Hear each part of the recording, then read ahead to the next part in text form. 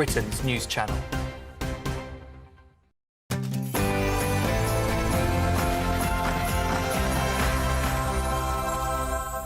Good evening, it's 6 p.m. You're watching GB News and I'm Miriam Cates. Coming up on Dewbs Co in the next hour, is Britain on the verge of recession?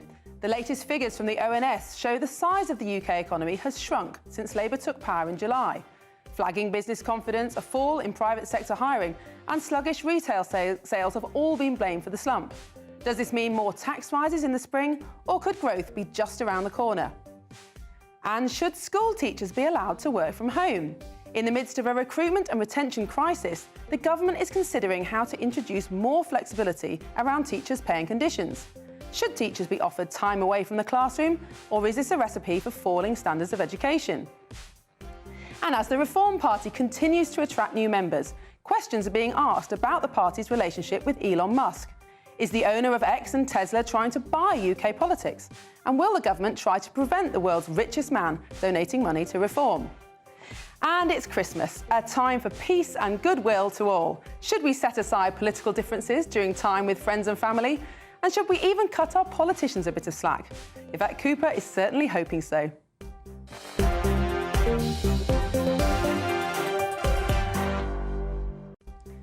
And joining me tonight, I've got my panel, Ben Habib, former co-deputy leader of Reform UK, and Tom Buick, visiting professor of the University of Staffordshire. But first, your latest news headlines with Sophia Wensler.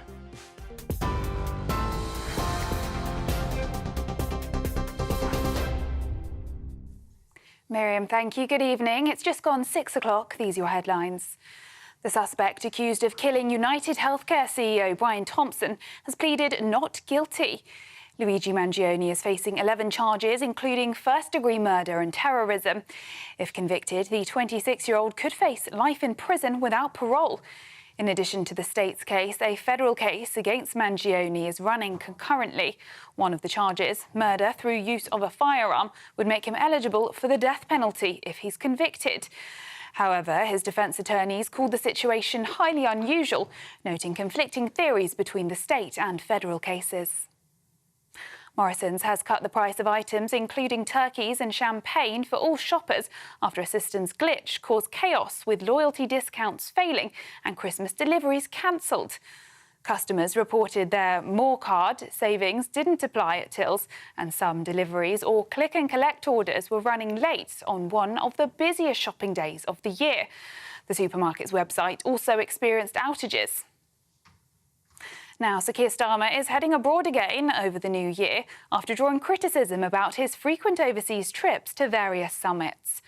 The Prime Minister is enjoying his first Christmas in the role, and according to Number 10, he'll be spending it with his family over the coming days. However, instead of doing so at Downing Street or their family home, the Starmers will head to the Grace and Favour country residence of Chequers in Buckinghamshire. After spending Christmas Day there, the Prime Minister and his family are going to head overseas. Germany's right-wing Alternative for Deutschland party is holding a rally in front of the Magdeburg Cathedral near the scene of the Christmas market attack that killed 5 people and injured over 200.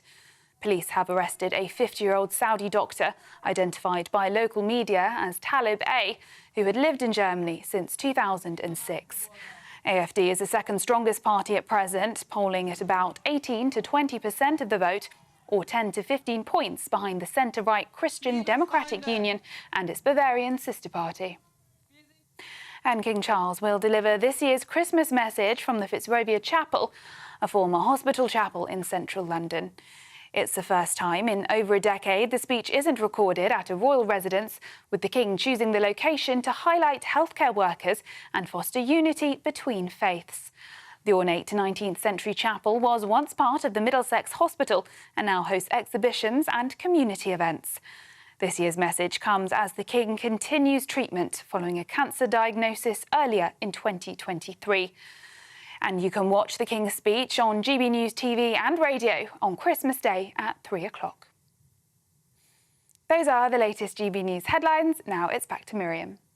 For the very latest GB News direct to your smartphone, sign up to news alerts by scanning the QR code or go to gbnews.com/alerts.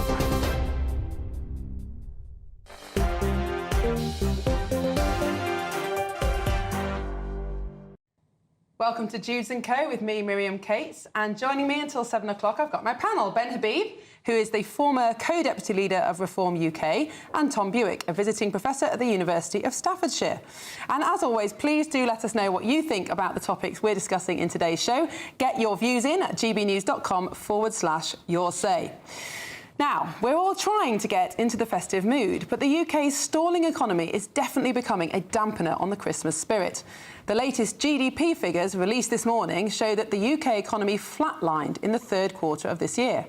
So between July and September, the economy stood still at 0% growth. This was revised down from a previous estimate of 0.1% growth, and this was down from 0.5% growth in quarter two. Now, the Chief Secretary to the Treasury, Darren Jones, has been commenting on those latest figures. So look, this Labour government is going into 2025 with absolute resolve to work with investors, wealth creators and workers across the country to stimulate economic growth and improve living standards for workers across the country.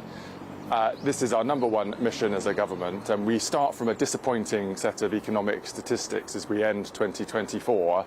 But that's why we're going to fight every day to make sure that we improve the lives of working people across this country. So, will Labour's measures taken in the budget stimulate growth and improve living standards across the country, or is growth going to be a long time in coming? Ben, what do you think? I think you know. Easy question. Easy question. You don't grow an economy by taxing it and over-regulating it. And since Labour came to power, we talk about the taxation, but actually their regulations have sprouted all over the place. If you read the King's Speech, it's a plethora of business constraining regulations. And of course, the last budget was extremely constraining on business. In fact, they targeted largely the private sector. The employment, the national insurance, employers' national insurance, the increase wasn't levied on the public sector workers. It was targeted entirely on the private sector. And if you believe, as I do correctly, in my view, that it's the private sector that generates the wealth of this country, and if you go after it with excessive taxation, as government after government has done, leaving us now with the highest tax burden as a proportion of GDP since World War II, you will eventually kill the goose that lays the golden egg. And we saw an immediate impact on the British economy from her budget. Hiring went through the floor, and she kept saying, this is not going to impact workers, this is going to impact businesses. The first thing that happened was an impact on workers. And of course, if people are laid off, you lose, the Exchequer loses the revenue that it thought it was going to get, and it picks up a burden because it's got to pay more in benefits.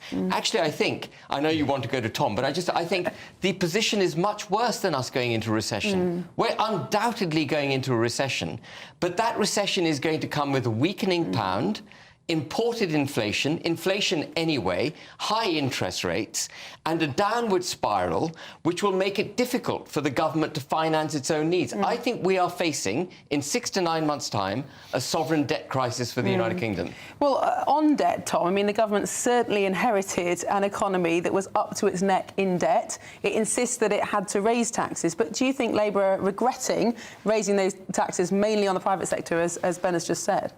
It's worth just reminding viewers and listeners what that inheritance was. I mean, the national debt went up to £2 trillion.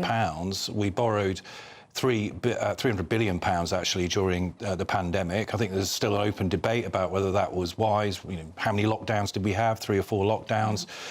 So, you know, I think in future years, historians will look back, and I think they'll look at 2 massive strategic errors actually made by Western finance ministers. One, I think, was the response to the global financial crisis in 2008, 2009. George Osborne tried to cut his way to prosperity back in 2010. I don't think the Conservatives then have made it any easier by then, in a sense, trying to borrow their way to prosperity. I mean, I agree with Ben on the sort of central tenet that, you know, we cannot cut our way to growth. We can't spend our way to growth either. I think the big gamble that the Labour Party has taken, and I've said this before on this show, is that during the election it cut off its options on the 3 biggest taxes, corporation tax, income tax and VAT, where it could have spread the burden of the pain of plugging the £22 billion black hole, but instead it cut those opportunities off. And it's as did the Conservatives, and I agree with you. I think a penny on income tax would raise an enormous amount of money and wouldn't make that much difference to people's pay at the end of the month, whereas harming business confidence like this, I mean, if you have to raise taxes at all, which obviously is a matter for debate. But Ben, do these figures really matter? I mean, these are tiny percentages. Whether the economy has grown by 0.5% or not at all, does that actually make any difference to ordinary people's disposable income? I mean, the GDP per capita has been going down for the last 12 quarters because of rampant immigration. So actually, we've all been getting poorer for a long, long time. We've been in a recession on a per capita basis for a long, long time. And just coming back to your point, Tom, this 22 billion fictitious black hole. Well, it's not fictitious, but it's an absolutely fictitious black hole. Government spending is all about making choices. Some difficult choices, but they're all about choices. When you look at her budget, we talk about the taxation increases, but actually included in her budget was £70 billion of new annual spending. Get your head around that. £70 billion of new annual spending, half of which, just over half of which she thought she'd get from taxation. She will not get that revenue if we go into a recession, which means her borrowing requirement goes up. And the OBR said her ability to borrow was already on a knife edge. So if her tax take drops and her borrowing requirement balloons, and we've got inflation in the system and the economy is tanking, she will be in deep, deep doo-doo. And we will be with her as the people in this country. Well, I think, I'll bring you in a sec, Tom, but I think one of the things that surprised me when I first came into politics, I knew very little about economics, and I assumed it was very exact science. But actually, so much of it is about confidence, isn't it? And I think we've got a chart here that shows how business confidence has changed over the last 12 months. And waiting for the chart to come up, but it took a real hit once Labour came to power. Firstly, because of the uncertainty over what would be said in the budget. You can see the dotted line on the right-hand side there shows when Labour came to power, and confidence collapsed. There was no material change in July, but the decision not to invest was taken then. What can Labour do to restore that confidence? Well, the famous wartime economist John Maynard Keynes, he coined the term animal spirits, and in a sense, actually, Labour should have taken a leaf out of Keynes's book by not coming in actually and talking down the economy in quite the way they did. I mean, Rachel Reeves, she waited a long time for that job. She's our first female chancellor. Congratulations to her after, 800 years of the post.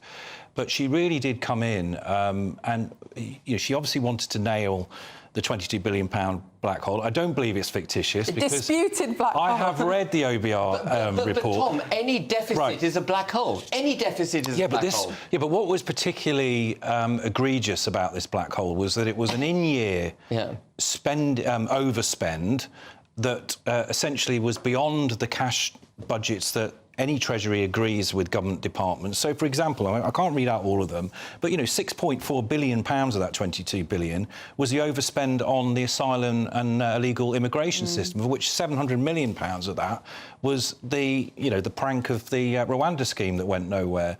Apparently... But why did she increase spending to 70 billion then? Why has she got a 70 billion increase in spending? This is where, I think... If there's a black hole, you plug the black hole, right? Because this is where we come back to that Keynesian idea of managing the economy, obviously popular with those like me on the left, which was essentially saying, look, when you've got private investment in the toilet, which is where we've been, by the way, for several years, one way in which you can try and stimulate and stabilise that is by the state taking a role over time in making those public investments, not the day-to-day spending in the current account on day-to-day spending, because obviously Rachel Reeves has got her own rule on that she's trying to balance the books, so we're not spending more than we earn as a country. But the killer thing, and this is what it all comes back to, and you're absolutely right, Ben, is economic growth, because you can keep on slicing the size of the pie and say, well, you have a smaller slice, you have a smaller slice. I mean, you talked about GDP per capita. Yes, we're the 6th richest economy in the world, but we're now down to, I checked the figures earlier, 26 in the world. We're not that far behind Poland. And also, because we're in so much debt, basically we can't afford the standard of living that we're enjoying. The economy has to grow and grow and grow just to keep up with the interest repayments. Yeah, but then the challenge is if you just spend the proceeds of growth on unreformed public services. Yes. I mean, one of my beefs, actually, with the incoming government, yes, I think we needed to end the doctors' strike. Doubts about whether we should have given that money to the train drivers, given where we are over this festive season. But what actually Labour should have done is said, look, there will be more jam tomorrow in terms of public spending at the time of the spending review, but we want plans from every single permanent secretary responsible for public services as to how you're going to reform and innovate with those public services, and then the money will follow. Instead, we've just thrown the money into a black hole, another black hole. What I started by saying, just to remind viewers, what I started by saying is it's not just taxation, it's regulation too. Regulation has a cost effect. So what regulations, Ben, would you cut?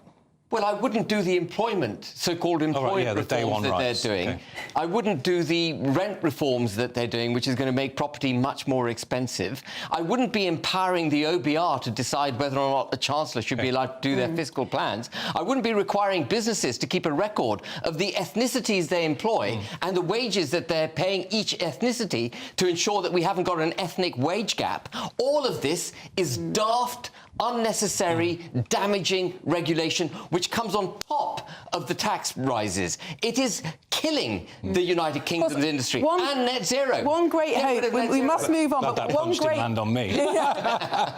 One great hope, of course, for Labour will be, can they transform the planning system enough to really boost construction, because that could give some economic growth. But lots of regulation there too. I mean, even with planning, fine, you deregulate planning, but if you've got net zero and you've got to buildings have to comply with net zero, they're very, very expensive. Anyway, we must move on. Coming up, Tory leader Kemi Badenoch says Elon Musk's potential donation to reform would be an attempt to buy UK politics. Is she right? We'll be discussing it. Stay where you are.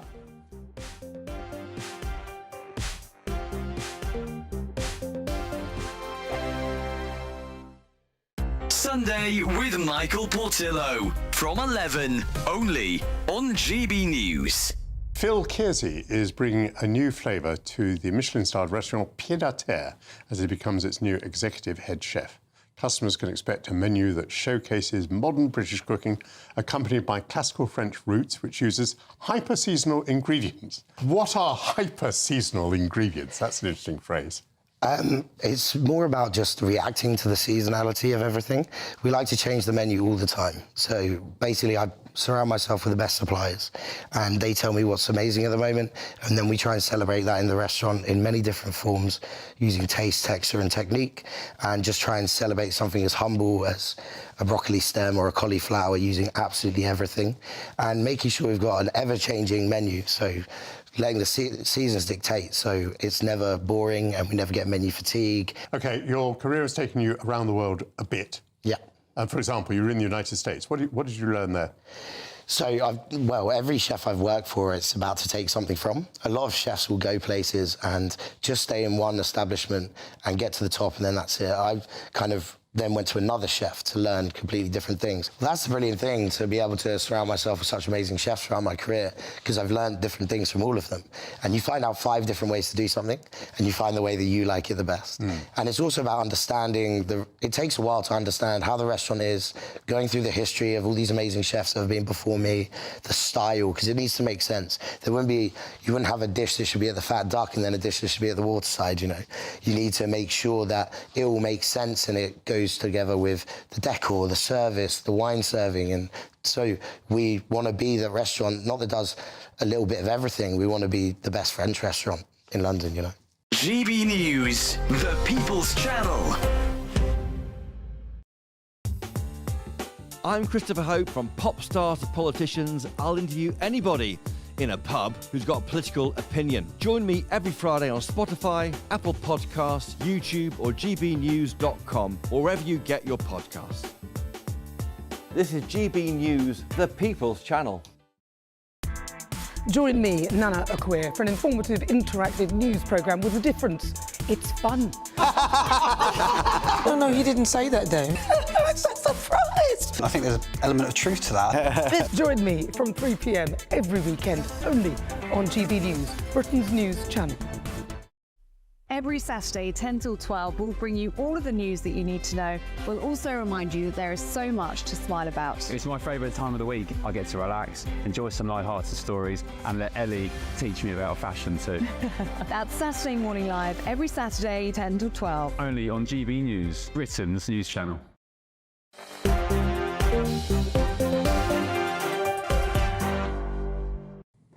Welcome back. This is Dewbs Co with me, Miriam Kate, and keeping me company until 7 o'clock, I've got Ben Habib and Tom Buick in the studio here with me. Right, the government could block Elon Musk from donating millions of pounds to reform UK through new laws, which could tighten up the rules around political donations. This comes as the Tory leader Kemi Badenoch has said that any such donation would give the impression that Elon Musk is trying to buy UK politics. So what do we think? Should political donation laws be tougher, or should we just accept the influence of foreign business owners in our politics? Tom, you have some strong feelings about how politics should be funded. I do, and I do think the tradition that we've had in our democracy really since the start of modern political parties is that they are funded either by members or legally they can be funded by British resident businesses. And it seems to me that that is a principle that should hold, because the alternative to that, Miriam, is state funding of political parties. And you see that in parts of the world, in parts of Europe. And the problem I have with that is, I mean, that's just a recipe for basically funding a political class ad infinitum, and that's where you get all this incumbency. And indeed, when you combine that in Europe with the proportional representation system, that's why you see, they go through elections and it's the same people who get recycled who end up in these coalition governments. No, I think what really stinks about this for me, and look, I mean, as you know, I'm not a supporter of reform. You're not? I'm not. As I'm sure viewers, if they've listened to me over the months, know this. But however, I do support democracy, and I support anybody actually forming a political party, registering it with the Electoral Commission and having a crack at the ballot box to change our laws and to take the country in a different direction. So Reform are completely a legitimate party. They came second in 98 seats in Labour. Labour better watch out. But it's clear to me that they position themselves as taking over the Conservatives, something I know, Ben, you've got some particular beef with too. But absolutely, as long as these donations, whether it's from Elon Musk or anyone else, is made through a British registered company and they are bona fide as per the Electoral Commission, then they should be able to get that funding. So, Ben, as long as they can find a legal way to do it, we should welcome an injection of cash into British politics? So I would like to remind viewers, before I answer the question, how irritated we all were, and I know all three of us would have been as Brexiteers, when Obama came to the United Kingdom and told us that we'd be at the back of the line. No, back of the queue. He didn't say line. He should have said line. We would have known they were his words, not Cameron's. That's a good point. Back of the queue for a trade deal. And we were incensed when Soros was funding the Remain campaign and went on, and I may still be funding the Rejoin campaign. And there is something, I think, dangerous isn't the right word. There's something... we've got to be careful in reacting to all of that and going, right, we've now got Musk's $100 million. We're going to take you all to the cleaners. We've been suffering all of that for years. We're going to have a crack back at it. And the issue that I've got is that the ends rarely justify the means. And I'm a great believer in British sovereignty. The democratic constitutional unit that is the United Kingdom.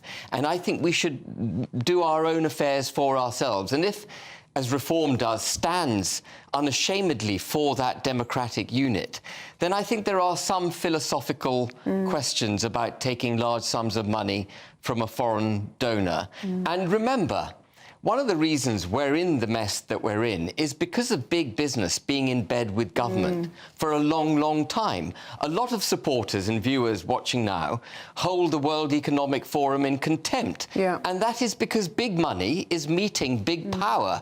So we've got to be very careful how we put money and power together.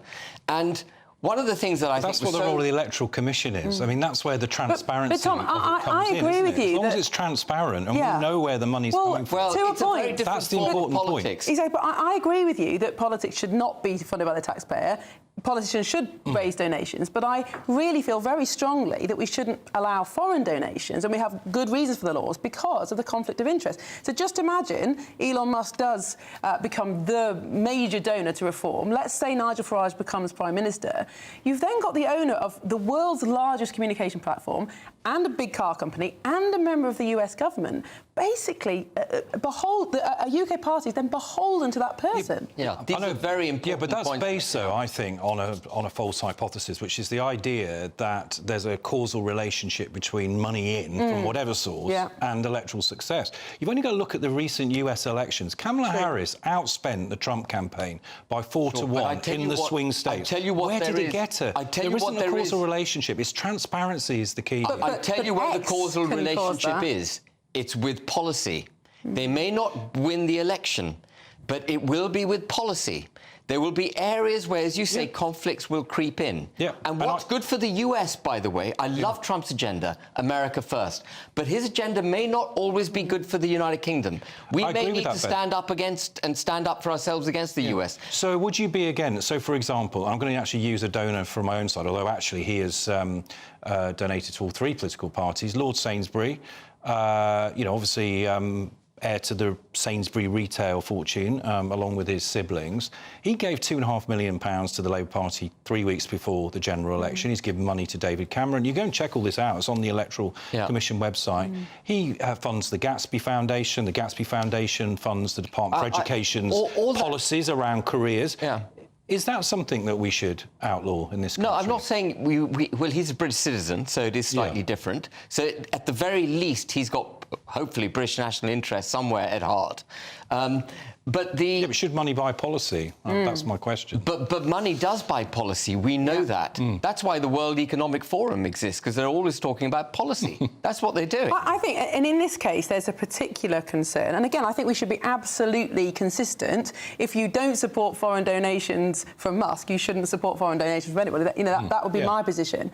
But I think there is a particular concern in this case, because my personal view is one of the biggest threats that we're facing at the moment to our children is from social media. And you see countries around the world, like Australia, banning social media for children. And I think that is the way forward. But how would a political party who is basically being funded by someone who owns one of these platforms then campaign for that kind of law? I think that'd be a very, very difficult conflict of interest to manage. But anyway. Can I just make one closing point, at least on my side? One of the great things about the Conservative Party in the 1950s and 60s was that it had 2 or 3 million members. And it was phenomenal, because it meant that you had very broad array of income coming into the party, and you had a deep understanding of what small C Conservatives across the country felt. And that relationship has been broken. And I think Kemi's biggest challenge, actually, reform is marching with members, but Kemi's biggest challenge, and where I think Kemi's big focus needs to be, is on building the Conservative membership. Getting the campaigners, the grassroots, believing getting that in broad support again. Absolutely. Let's just read a couple of views from our viewers. Catherine says, I wouldn't mind Musk getting stuck right in there. But Connor says, big money corrupts politics. Do you still think Elon's an honest broker? And then Tim says, it's obvious the other parties would take the money and no eyebrows would be raised. It's the same old rubbish being spouted and feet being stopped as there is a new kid on the block. All very important views. Well, please do keep sending them in. We'll be going to some other topics after break. We'll be looking at whether teachers should be allowed to work from home. That's what the Education Secretary is considering. We'll dig into that shortly.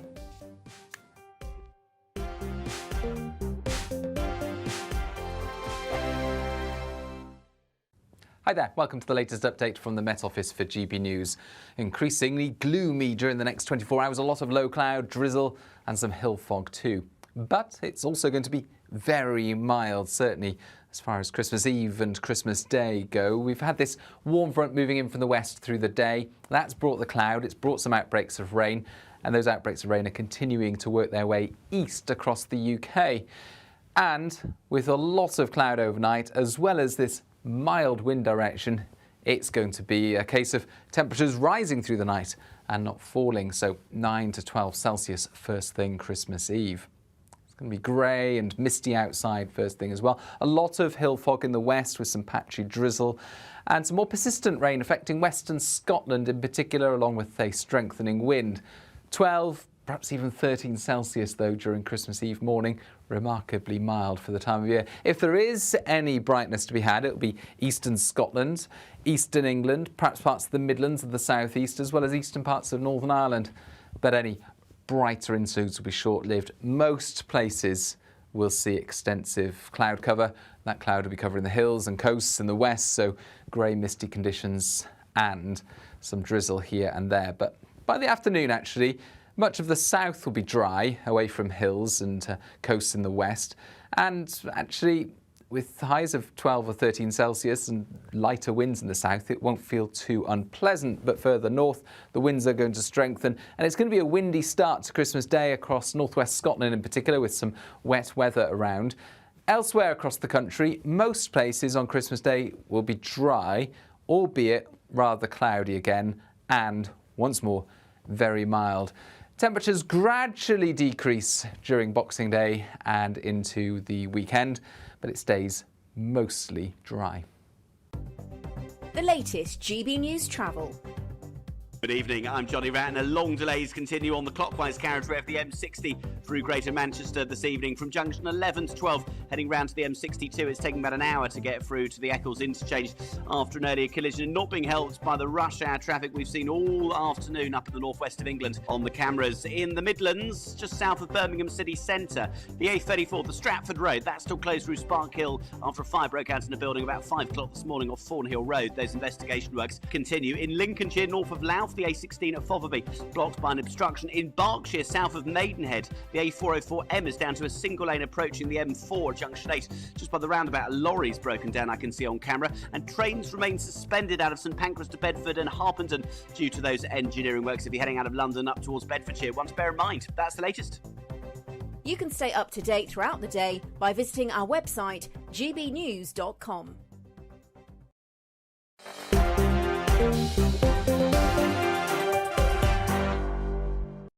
Welcome back to Dewbs Co with me, Miriam Cates, and keeping me company, I've got Ben Habib, former co-deputy leader of Reform UK, and Tom Buick, visiting professor of the University of Staffordshire. Now, the Education Secretary, Bridget Phillipson, has proposed that teachers should be allowed to work from home to help with the recruitment and retention crisis in education. In an attempt to increase flexibility for teachers, Phillipson has suggested that teachers in the state sector could be given permission to mark papers and plan lessons away from the classroom. So, is this a good idea? Tom, you're an educationalist. Do you think that a bit of flexibility would go down well? Well, I'm an educationalist who's married also to a teaching assistant who I just ran this idea past earlier, and she just said to me it's impractical. She thinks the sentiment is right. I mean, there's no doubt that we have a challenge and have done for many years in the teaching profession. Far too many get qualified teacher status. Dare I say, you're a former teacher, I think, but you've got a you've gone through multiple careers, two new careers. And by the way, there's nothing necessarily bad about that. I mean, I'm not sort of lampooning that, but burnout is a real issue in the education sector. But I just think if it's about flexibility, frankly, there are other areas that they need to look at. Teacher workload, the bureaucracy. I mean, there's a lot of form filling now that goes on in education. But also what I'd like to see is more part-time teaching and actually the ability of people who've got mainstream jobs, maybe in industry, who come in through the qualified teacher status route and teach not a whole curriculum, but some of the lessons in order to give that enrichment to students for people from outside the teaching profession. Why does it have to be a sort of hermetically sealed bubble of full-time, teaching? And that would solve some of the recruitment crisis in the newer subjects. So I know particularly in IT and coding, the differential now in pay between someone who works in industry and the is just impossible for schools to afford. So, allowing that flexibility part-time, and of course it works the other way as well. It would allow those teachers who, it's not all in. You either have to be a full-time teacher or give it up the profession completely. I think we should allow more flexibility in that way. So, to what extent this will turn out to be, I'm afraid, a gimmick by DfE, we'll have to see. Now, the Britain's strictest head teacher, Catherine Birbalsingh, is not in favour of the proposal, and she tweeted her views out earlier, and she said that work from home is just the thin end of the wedge. If one day works, why not two? Why not three? Why go into school at all if we have screens? This is the beginning of the end, where our civic institutions break apart at the seams. Ben, do you think teachers should be on site? Well, Catherine, I have a huge amount of respect for Catherine. I'm not an educationalist, but I work in business and I've seen how organisations right across the board, institutions, public services, have been materially adversely affected as a result of the work from home ethic. And anyone who tells me that you're as efficient working from home as you are in the office is talking gobbledygook, talking nonsense, I think. Not gobbledygook, it's clear what they're saying, but they're talking rubbish. And so as a matter of principle, I think people should be at their workplace.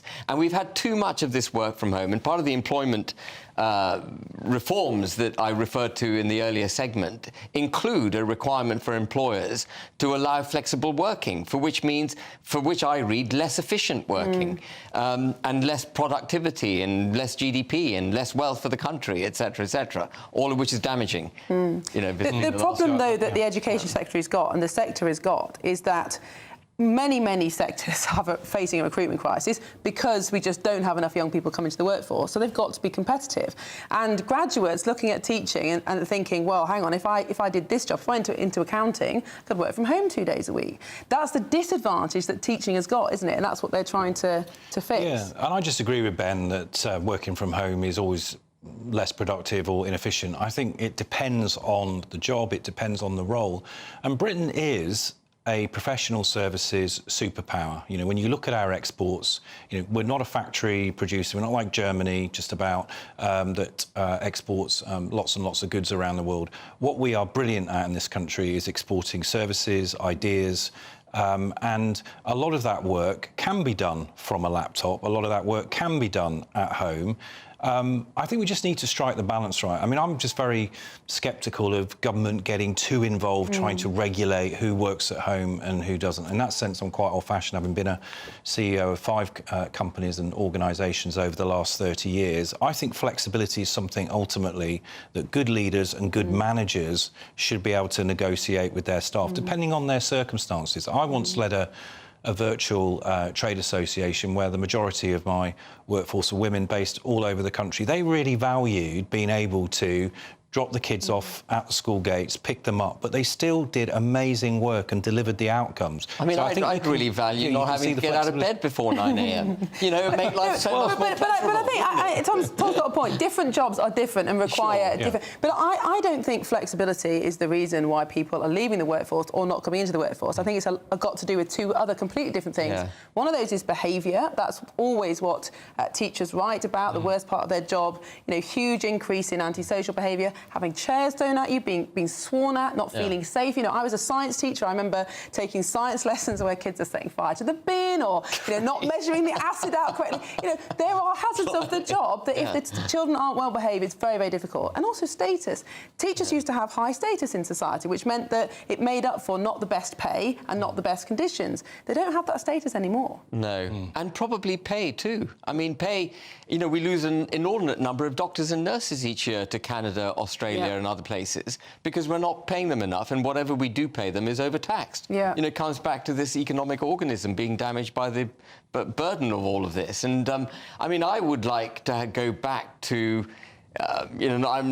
this is not a pro-Thatcher point, but I'd like to go back to sort of 1986, 87, where I think we had a really good balance between work and play and the work ethic and aspiration and wealth creation versus dependency and, benefits and all the rest of it. It was a golden period. Well, I'm not so sure about that. I mean, I was growing up during that Thatcher period, and there was a lot of youth unemployment, including myself, at that time. I mean, look, I mean, there is no such thing as a golden age in education, but I do think you've got a point, Miriam, about the status of our teachers. I'm a big fan of the Finland's model of education, same also in Switzerland, where teachers are actually a lot more empowered to get on and do the lesson plans shaped around the aptitudes and the abilities of the children that they've got.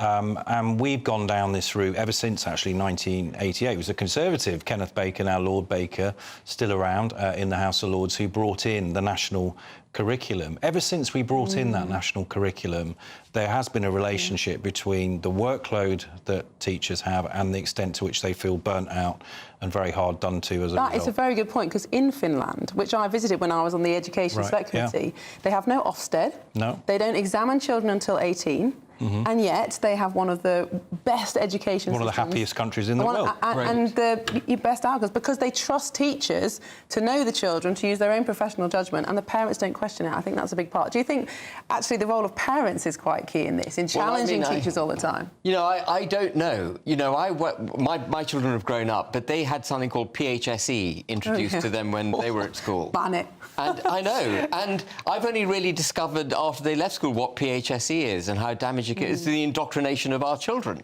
And so I wish I'd been a more questioning parent, because I just assumed they were being educated, not indoctrinated. And but there is a lot of indoctrination that goes on too. I know we're moving off topic. Yeah, we'll have to bring it to a close. But I think that's a really good point. Not just the indoctrination, but you're introducing a subject that no teacher is a specialist in. The children know the teacher's not an expert, and that automatically damages the authority of the teacher because they're no longer the subject expert. And I do think that's where a lot of the rot's set in. Anyway, feel free to comment on... agreement on the panel. My goodness. Must be close Hopefully to Christmas. We'll get some, yes, well, we'll be coming on to that. In fact, coming up, the poor old Home Secretary has faced backlash as she's given out mince pies over Labour policies. Is this fair? Should Christmas be time to set politics aside, or do politicians get what they deserve? Please stay with us.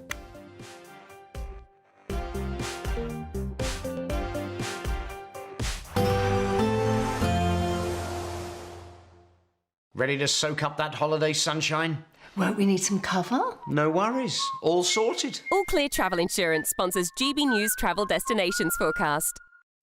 No snow for the UK this Christmas, but there is across other parts of Europe, particularly across the southeast. Generally fine and sunny for the Canaries on Christmas Day, and across Madeira as well. That will be quite windy here. Plenty of winter sunshine on offer across Iberia, but it will be turning cooler here with the winds coming down from the north. Heavy rain across the Balkans and Italy on Christmas Eve, clearing, but some snow flurries following and some heavy downpours across Greece and Turkey. Sunny skies in Barcelona, but not very warm. All Clear Travel Insurance sponsors GB News Travel Destinations Forecast. This is GB News, Britain's news channel.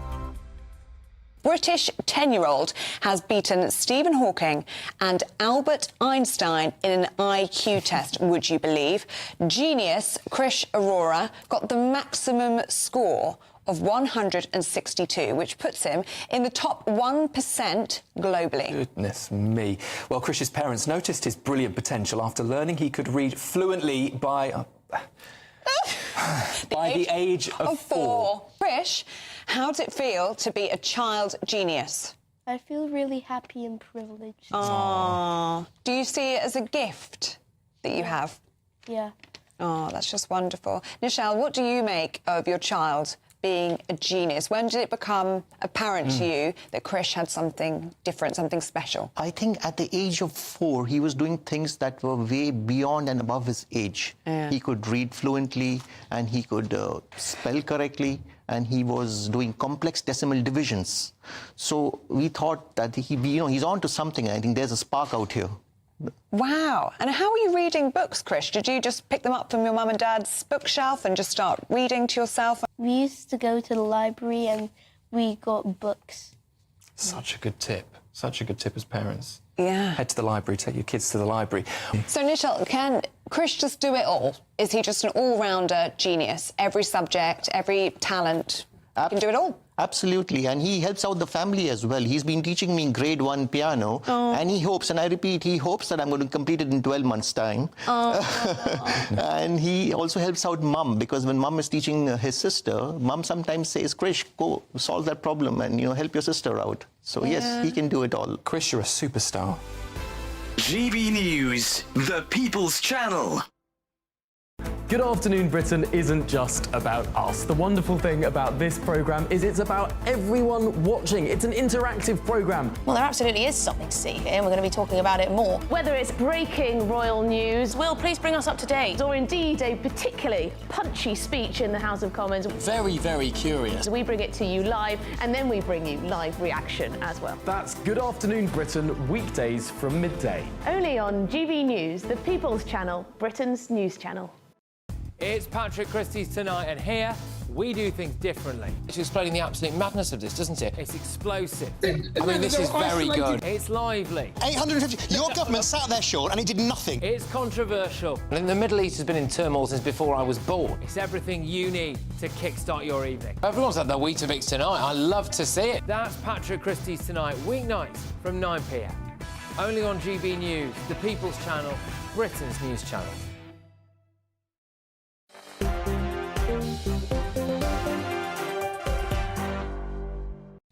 Welcome back to Judes Co with me, Miriam Cates, and I've still got my panel with me, Ben and Tom. Now, we're just 2 days away from Christmas, so I have baked a GB News Christmas cake. Wow. Take a look at that. It was quite heavy, carrying it in on the train. It weighs quite a lot. It's got a lot of marzipan and icing. There we go. It's not a custard pie then, Miriam. It's not a custard pie. It's not going to go straight in Ben's face. I'll try not. It's a fruitcake. What did David Cameron call Brexiteers? Something about fruitcakes in there. There we go. We'll be eating that in a minute in honour of the big day. But while we start to get cutting into our cake and getting in the Christmas spirit, here's the Vocal Zone Voice Studio Choir from South Derbyshire with Good King Wenceslas. Good King Wenceslas last looked out on the feast of Stephen, when the snow lay round about, deep and crisp and even. Brightly shone the moon that night, though the frost was cruel, when the poor man came in sight, gathering winter fuel. Hear the page and stand by me, if thou know'st its telling. Yonder peasant, who is he? Where and what is dwelling? Slightly lives the good weakness, underneath the mountain, right against the forest fence, by St. Agnes fountain. Bring me flesh and bring me wine, bring me pine logs hither. Thou and I will see him dine, when we get them thither. Aged honor, for they went together, through the ruins of the rent, and the bitter weather. Silent night is darker now, and the wind blows stronger. Fails my heart, I know not how, I can go no longer. Mark my footsteps to my page, tread thou in them boldly. Thou shalt find the winter's rage, breathe the goddess holy.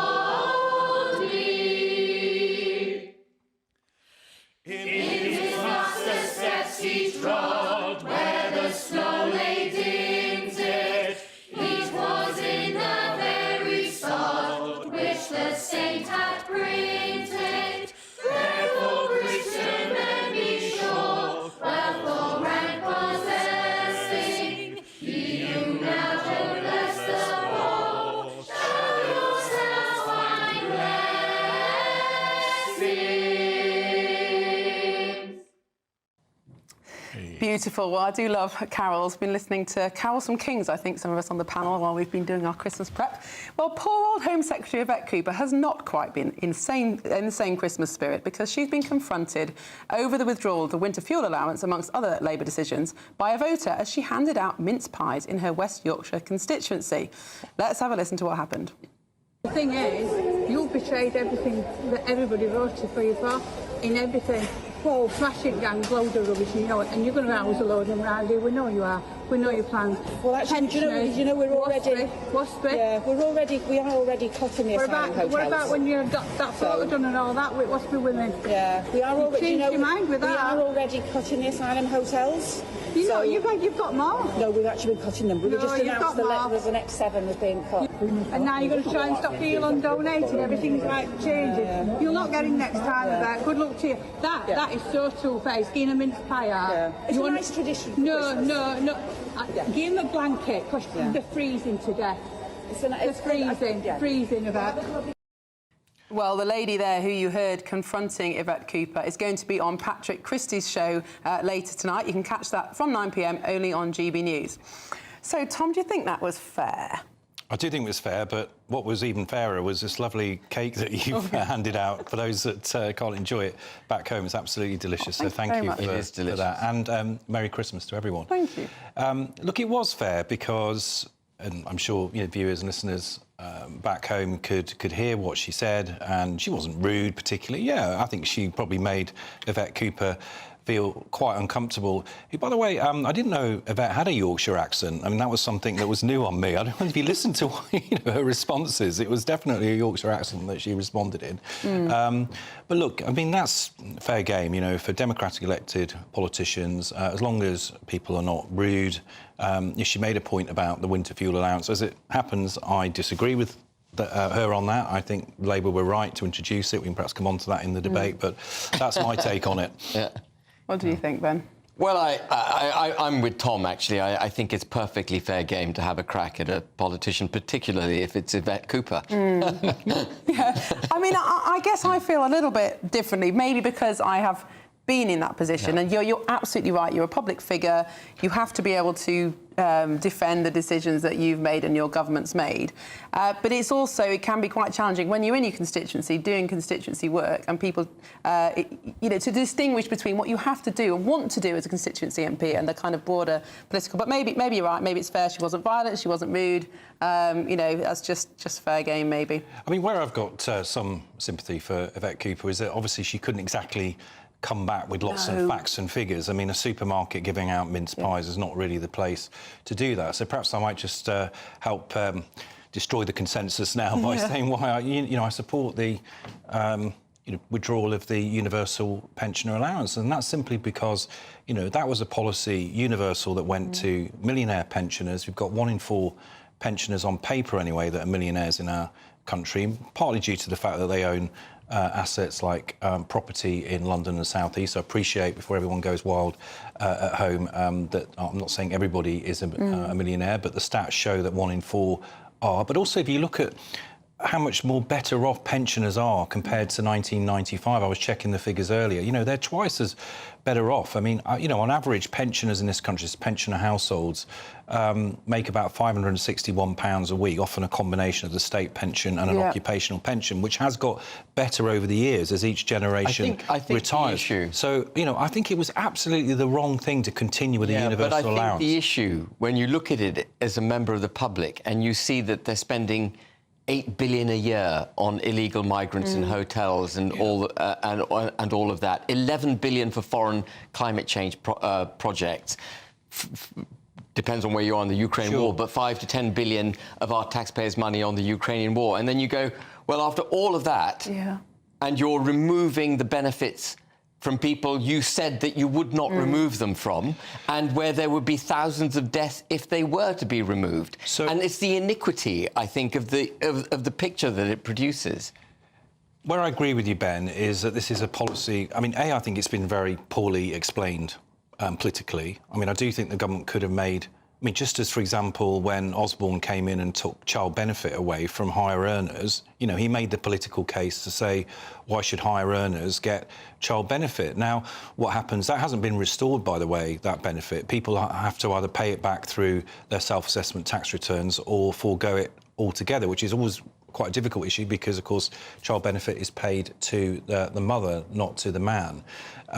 So I would have liked to have seen something similar here, where actually the government said, right, those on pensioner credit, which is the case of the policy, will continue to get the allowance.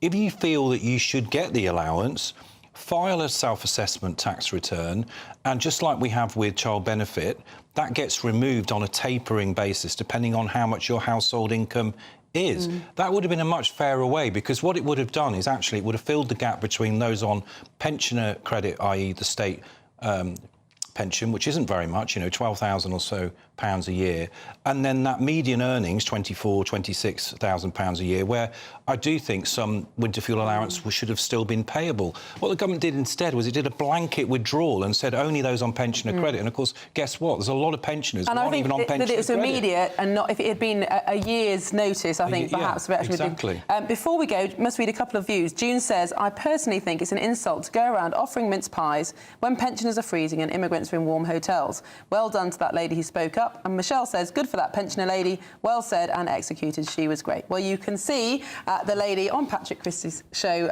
later tonight. But thank you so much to my panel for joining me tonight. Have a Merry Christmas, everybody. And once we've finished munching through our Christmas cake, I don't think we're going to finish it all.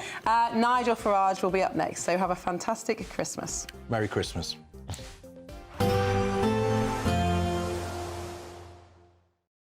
We'll see a cold snap, which will quickly develop into a warm front. Boxed Boiler Repairs, sponsors of weather on GB News. Hi there, welcome to the latest update from the Met Office for GB News. Increasingly gloomy during the next 24 hours, a lot of low cloud, drizzle and some hill fog too. But it's also going to be very mild, certainly as far as Christmas Eve and Christmas Day go. We've had this warm front moving in from the west through the day. That's brought the cloud, it's brought some outbreaks of rain, and those outbreaks of rain are continuing to work their way east across the UK. And with a lot of cloud overnight, as well as this mild wind direction, it's going to be a case of temperatures rising through the night and not falling, so 9 to 12 Celsius first thing Christmas Eve. It's going to be grey and misty outside first thing as well. A lot of hill fog in the west with some patchy drizzle and some more persistent rain affecting western Scotland in particular, along with a strengthening wind. 12, perhaps even 13 Celsius though during Christmas Eve morning. Remarkably mild for the time of year. If there is any brightness to be had, it'll be eastern Scotland, eastern England, perhaps parts of the Midlands of the south east, as well as eastern parts of Northern Ireland. But any brighter intrudes will be short-lived. Most places will see extensive cloud cover.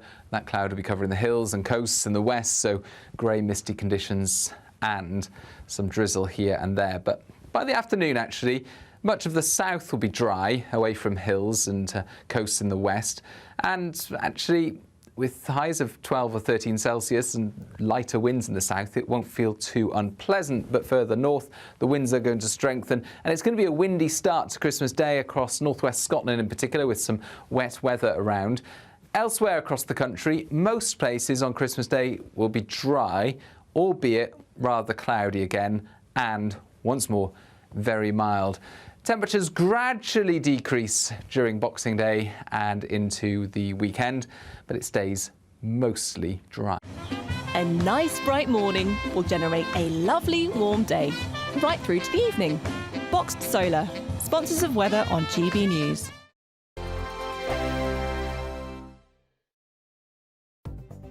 The latest GB News travel.